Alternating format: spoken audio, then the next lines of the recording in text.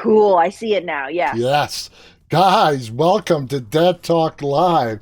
What I forgot to do is I usually share my screen with my guests, and with Yoko here, I forgot to share it. So I just did it right as we were popping up. How you doing, Yoko?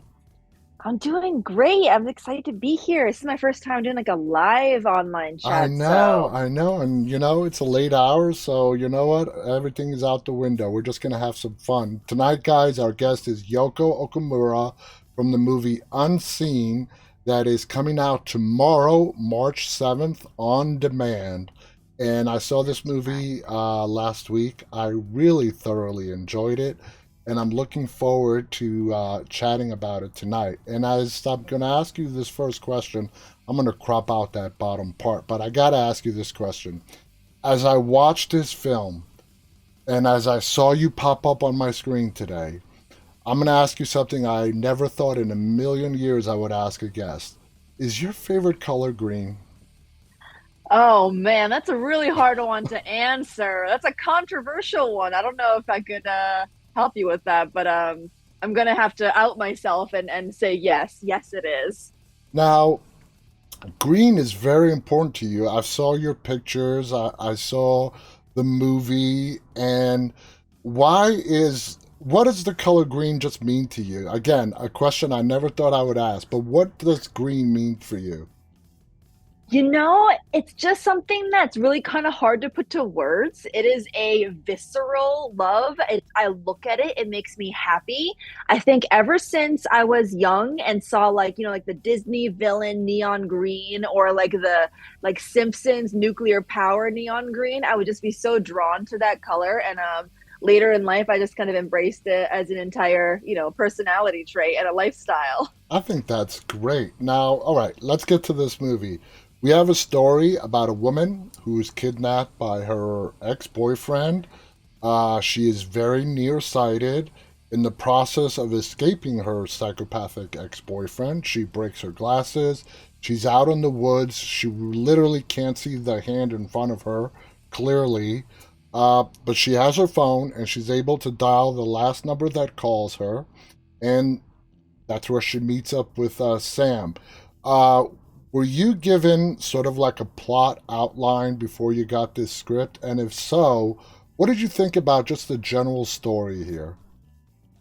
When I got the script, it came with like a log line in the email.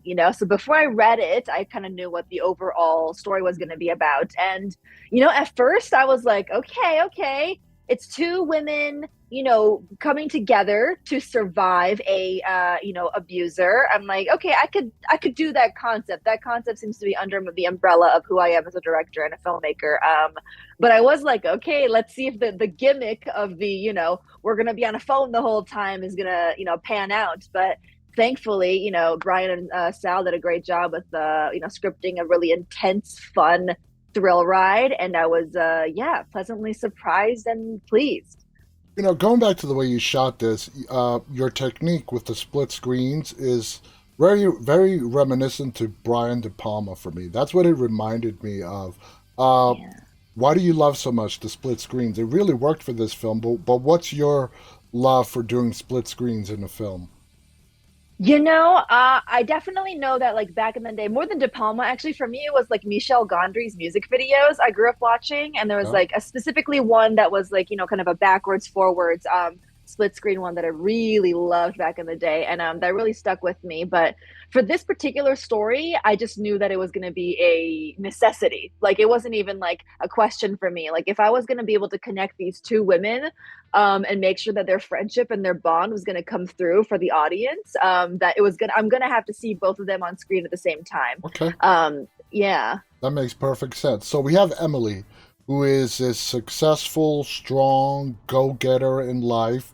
Uh, but as the film progresses, you do show us her vulnerable side. You do show us what drives her. In your opinion, how important is that for the audience to see? Oh, I think it's super important to see somebody who's very strong kind of get defeated And then somebody who, on the other hand, starts a little bit more vulnerable and a little bit weaker becomes stronger, and then them two really help each other out. Because the other character, Sam, starts off, even though she's the one who's physically safe at the beginning of the movie, Yep. and Emily's the one who's in mortal danger. Sam is the one who's like, I don't think I can do this. I don't think I can help you. I'm really bad at this. Like, I think you should get somebody else to help you. And Emily is the one who's like, no, you got this. Breathe with me. You can do this. So that kind of like character arc swap was super duper important for us. Now, I'm nearsighted as well. Pretty similar to the way you show us Emily being nearsighted in the movie. Uh, Yeah. how did you finally decide on how you were gonna, how nearsighted, how you were going to present her point of view to us? Yeah, that was even a question that the executives had when I was pitching to be the director of the movie. Like, how are you going to execute her perspective? Because it's just such a key component of bringing the audience along for her ride. Mm-hmm. If we kind of just like watched her stumble around but never got to actually look through her See, eyes, I yeah. don't think we would feel Oh. anything near as what we do right now, as far as empathy goes. So, it was really key for me. I pulled a lot of references as far as like different kind of filters that would bring a unique look to the blur. I didn't want to just use like a basic, Gaussian blur from Final Cut Pro or something. I Yeah. wanted to develop something that with the cinematographer and find a unique look for it. So it was definitely an ongoing conversation. Uh, I'm glad you settled on the way you did. And when Emily, the brief times that we see her through her glasses, even then, her vision is not like 2020 with glasses on. She still has a vision impairment. It's just that glasses make it much better where she can see. Now, the mirror opposite of Emily is, of course, Sam. And you talked about Sam. That's the person she dials, who is safe in the beginning of the film. Sam is played by Jolene Purdy, who did a great job playing her. You really show us the contrast between those two characters, as well as the swap and then the similarities. How did you approach Jolene's character, Sam? Jolene, casting her was the number one key component of creating the Sam that I wanted to. Since the moment I saw her on, White Lotus, I thought Yeah. she was hilarious, but also vulnerable and like had this kind of like, I'm just like trying to get by here kind of energy that I think I just like knew was going to be perfect for Sam. So casting her was number one.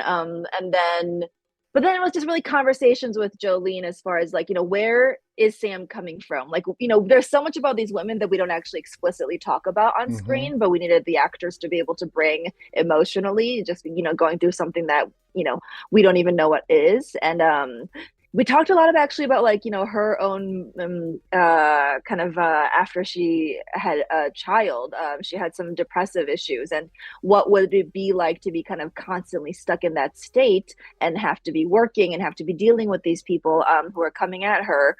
And so it really was a collaboration as far as how to create the character of Sam. Now, we also find out throughout the movie what is causing not only her depression, but she also feels an overwhelming sense of guilt. Is that Yeah. important to the character as well? Oh my gosh, 100%. Because there is a guilt that both of the characters are feeling when it regards to their mothers. Emily has a guilt that she never took her time off to go to work, to go to Japan with her Yeah. mother. And so we kind of know that up front. But, Jolene, Sam is keeping something back and she's not quite, telling us what she feels about her own mother situation when we learn about, how she passed and how she was sick.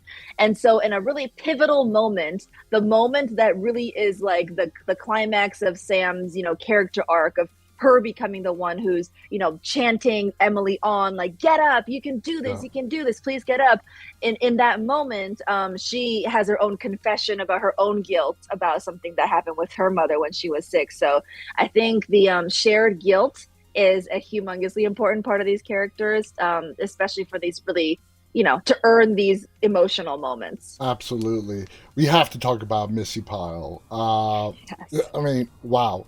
For me, the character of Carol, which Missy plays, is like the comedic relief. Is that how you see Carol, or does she have a greater significance for you? Oh yeah, what I told all the actors from the very beginning was that the emotional anchor of the movie is obviously the two women, and we want those performances to be very grounded. But then for the villains to be a little bit larger than life, like a little bit more, out of this world. And so there's like a wildness kind of like circling around the protagonist. So definitely with Missy was great though because I didn't really have to have a conversation with like, oh, you're gonna be comedic, like she just like leaned really hard into who that woman was, and it automatically became both horrific and comedic at the same time. So yeah, I think she definitely knew what the assignment was. She was great. Were because they're not physically in the same space. Was Midori and Jolene ever physically together on the set?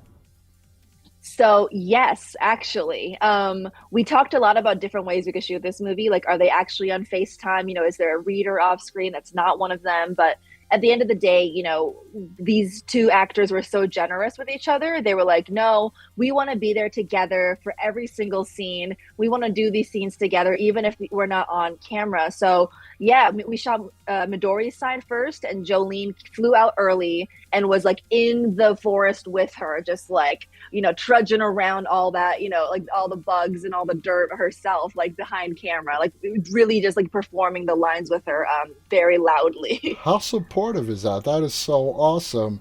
One Yeah. scene that really sticks in my mind as hysterical now is when Emily's in the car, okay? She's in Charlie's truck. She's sort of like looking for something next to the seat next to her, and she has Sam on the dash Yeah. facing out, okay? Yeah. And Charlie and Sam come face to face. Sam's on the phone, and Charlie's in the car. That look he gives Sam, and that look that Sam gives him back was Yeah. just perfect. Uh, how did you do that? How did you capture that moment? Oh my gosh, I'm so glad that you mentioned that because that is really kind of one of my favorite moments too. But it's kind of like an understated quick moment, so not Yeah, a lot of people really catch it. But I love that you're commenting on it. Um, it's kind of, I mean, because Jolene's side, we shot like 2 weeks later in a whole different location. So at first it was just me making sure that like, Michael Patrick Lane, who plays Charlie, yeah. just kind of gave us that like kind of like deer in the headlights, like little like dog kind of like, not like angling their head, like, huh, kind of moment. I just had to make sure I got his side of that, his like pondering of like, what the heck is that in my car? Um, and then again, like when we were shooting Jolene's side a few weeks later, making sure that she has the kind of deer in the headlights, oh shit moment of these two people looking at each other. It was Yeah, perfect. It was perfect. thank you. The It was look, fun. the look on Sam's face. I mean, for a split second there, I didn't see her on the phone. I saw her sitting in the passenger seat. That's how Yeah. awesome that was. So let's talk about Charlie, the ex-boyfriend. Who does Charlie represent for you? I mean, what is he to you? So to me, Charlie is, Charlie is, kind of represents a kind of a quintessential, you know, domestic abuser at the end of the day. Somebody who is narcissistic but has no idea that their worldview is skewed. He is somebody who genuinely believes that he is the victim. It is somebody that, yeah, again, he represents many, many things, but on top of that, it's somebody that I've, infused my own ex-boyfriends into. So whatever that tells you about me. For me, Charlie's a variety, and this is why I asked you. He could be seen as a silver spoon boy, rich, privileged, all his life, throws a tantrum. And for me, his actions are him throwing a tantrum and not even thinking about the consequences. Well, I'm not Yeah. going to go to jail if I kill my ex girlfriend, if I kidnap her, because Yeah. I'm Charlie. Nothing bad ever happens to me. So that's why I wanted to get your take, and I'm glad you mentioned the abuser part. We know he is abusing Emily emotionally, verbally. The topic of physical abuse is not really touched on. Are we just to leave that to our own vices to decide? Yeah, there's little crumbs there to I think there's one scene on the cliff when she mentions bruises that he left. So we didn't want to go on like a big, explanation of exactly all their history and like exactly what they went through. We just wanted to make sure to stay in the moment and only hear little bits and pieces of their history that, they would mention. I Hmm. wanted to make sure that the movie wasn't trying to tell the audience something more than the characters would ever say to each other.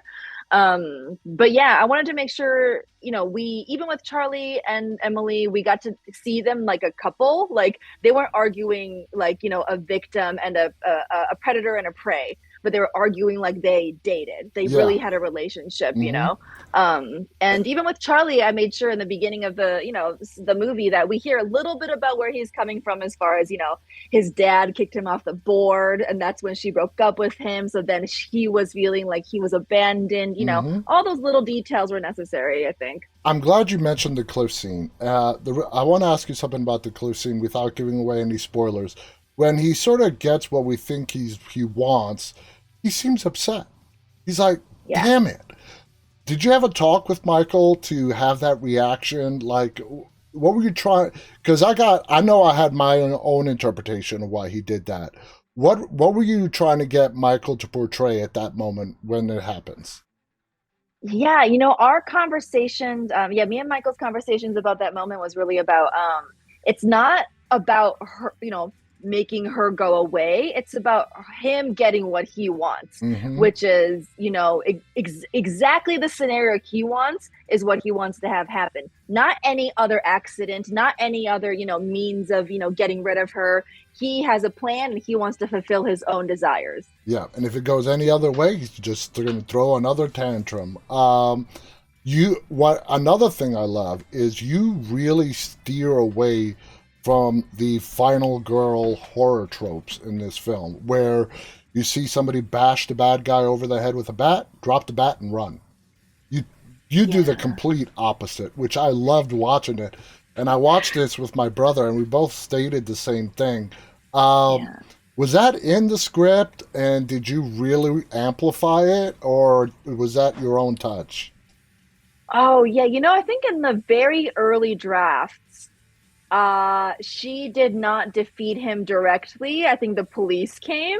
So when I read it, I was like, oh no, like we gotta push this. We can, that is an unsatisfying ending. Like if he's been choking her out of this movie so many times, like this is a, this is like a, this is like a fantasy for us. This is Yeah, like a victory fantasy for women, of like, exactly. if you fight back and work together, you can get them at the end. And I think there's certain moments when they do back off from potentially, ending him. There's a point in the movie at the car where they could have potentially Yeah, actually finished him off, but they decide not to. But yeah, and after they make that mistake, like the end of the movie for me was always this. It was never going to be anything else. It was always going to yeah, be yeah. them truly defeating him. I can't imagine him just going to jail. That doesn't seem fitting because I don't think he would have learned his lesson. And then you do have the possibility this guy is rich. Maybe he can get away with it. She made a point. Yeah. He made a point to her. Look at me, what you've done to me, and look at you. Who are they going to believe, me or you? So that was a Yeah. great point. Before we go, Yoko, I want to ask one question. I believe this was your first feature film, your directorial debut as for a feature. So Yeah. tell us, did it live up to what you expected it to be? What were your, feelings on that? Oh my goodness. Honestly, I always thought my first feature film was going to be like, a $15,000 like indie thing that I shoot in my own, apartment with like no money and my friends, like because I really came up indie and I could never have even imagined that my first feature was going to be this like Blumhouse production, with a decent budget and these amazing cast. Like it really was beyond what I expected it was going to be, and even during this, promotional period, it's also become kind of way more than I thought it was ever going to be. So it's only been really positive, crazy, surprising. Yeah. Well, you did an amazing job. Thank Congratulations, you. guys, our audience. The film is coming out tomorrow. It's called Unseen. Yoko here directed it. It is a fun horror thriller comedy. There is comedy in there, There is. thanks to Missy. Congratulations again, Yoko. I want to thank our audience, those of you who are tuning in live, and those who will be watching this later on. I want to thank our guest, Yoko Okumura, her movie Unseen. Check it out tomorrow. On behalf of Yoko and myself, stay safe, stay walking. Good night, everybody.